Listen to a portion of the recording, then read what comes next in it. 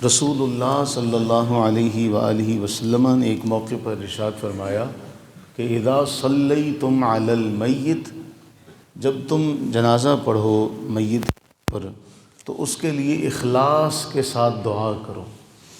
آپ جانتے ہیں، ہم سب اس بات کو جانتے ہیں کہ نبی صلی اللہ علیہ وسلم نے دعا کو عبادت کا مغز قرار دیا، اور ہم یہ بھی جانتے ہیں کہ اگر ہم سے کوئی مانگنے والا آئے تو وہ کس کس طرح سے مانگتا ہے، اس کے لہجے میں جو عاجزی نظر آتی ہے، منتیں کرتا ہے۔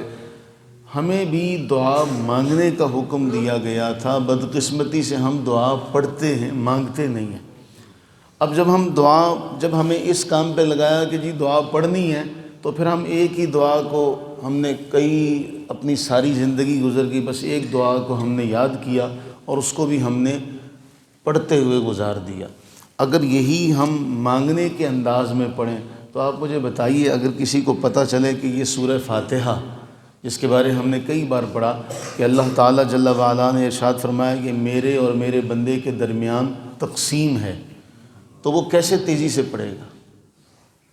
جس کو یہ پتہ ہو کہ اللہ تعالیٰ میری ہر آیت پر جواب دے رہا ہے، وہ کیسے پڑھ سکتا ہے؟ آپ کو پتہ چلے میں الحمدللہ رب العالمین کہوں، اللہ تعالیٰ ارشاد فرماتا ہے میرے بندے نے میری حمد کی، الرحمن الرحیم میرے بندے نے میری تعریف کی، مالک یوم الدین میرے بندے نے میری بزرگی بیان کی۔ آپ دی جائے، آپ کے ذہن میں بٹھا دی جائے تو آپ کیسے پڑھیں گے؟ ایک ہی سانس میں الحمدللہ رب العالمین الرحمن الرحیم مالک یوم الدین کیسے پڑھیں گے؟ ہمارے ساتھ بھی یہی معاملہ ہوا کہ ہمیں دعا کا فلسفہ سمجھایا نہیں گیا۔ اب ہم کیا کرتے ہیں، ہم اپنی بھی نماز پڑھتے ہیں تو نماز میں سلام سے پہلے رسول اللہ صلی اللہ علیہ وسلم فرمائیں۔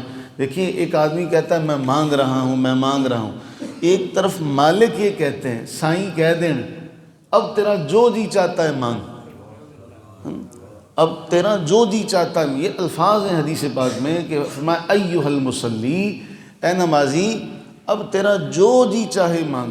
تو ہم نے اس میں بھی کیا کیا، تیزی سے گزر گئے، وہ وقت بھی گزار دیا۔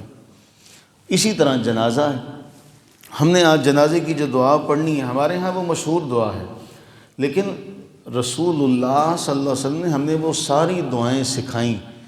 ہم وہ موقع کی مناسبت سے، کسی جنازے کی مناسبت سے ان دعاؤں کو پڑھیں، لیکن ہمیں وہ ایک ہی دعا یاد ہے۔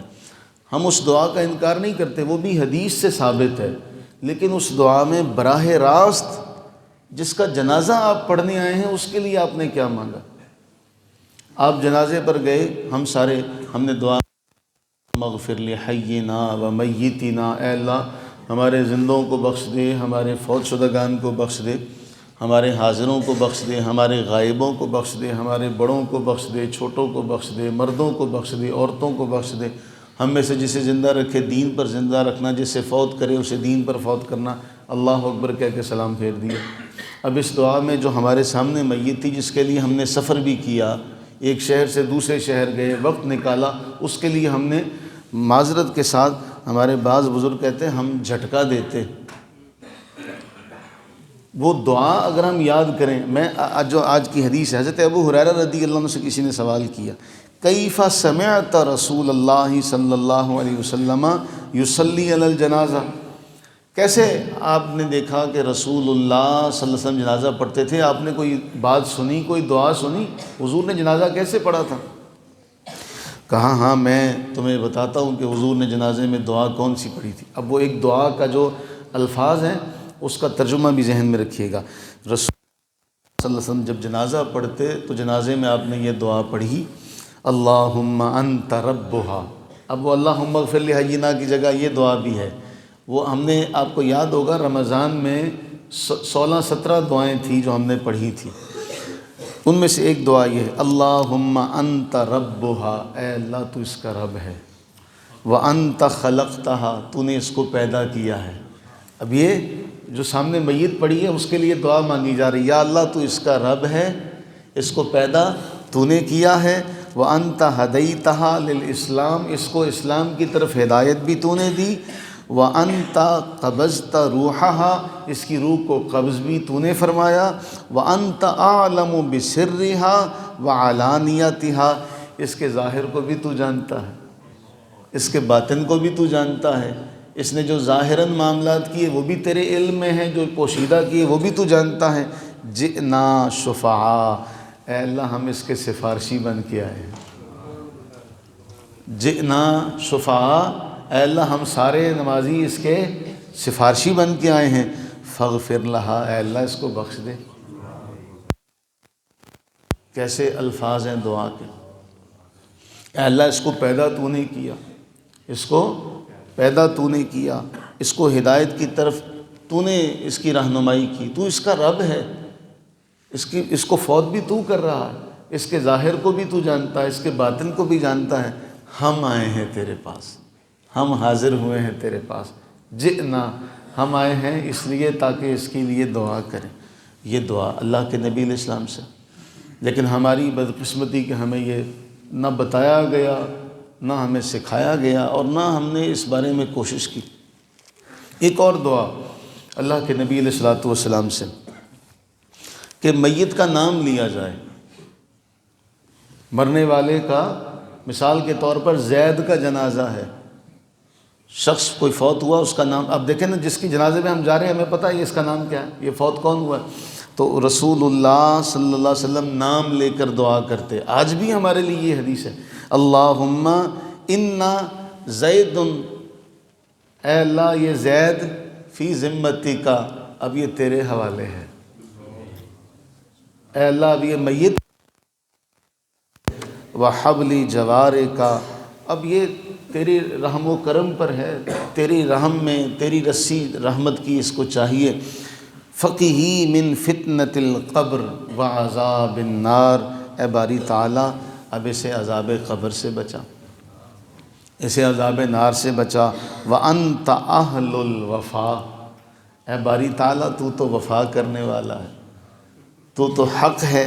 فاغفر لہ وارحمہ انت الغفور الرحیم، اے اللہ اس کو بخش دے، اس پر رحم فرما، تو بخشنے والا ہے، تو رحم کرنے والا۔ اب آپ نے نام لے کر اس کے لیے دعا خاص طور پہ مانگی، اے اللہ یہ تیرے سپرد ہے، یہ تیرے سپرد ہے، اب تیری رحمت کی اس کو ضرورت ہے، تو اس کو عذاب قبر سے بھی بچا، عذاب نار سے بھی بچا۔ یہ دو دعائیں۔ تیسری دعا ایک اور، اللہم انہ عبدک وابن عبدک، یا اللہ جس طرح ہم پنجابی میں کہتے ہیں میں رہا میرا ماں پہ بھی تاڑا نوکر کہتے نا، تو ہم اللہ کے حضور عرض کر رہے ہیں انہ عبدک وابن عبدک، باری تعالیٰ یہ تیرا بندہ ہے، تیرے بندے کا بیٹا ہے، یہ تیرا بندہ ہے، اس کا باپ بھی تیرا بندہ ہے۔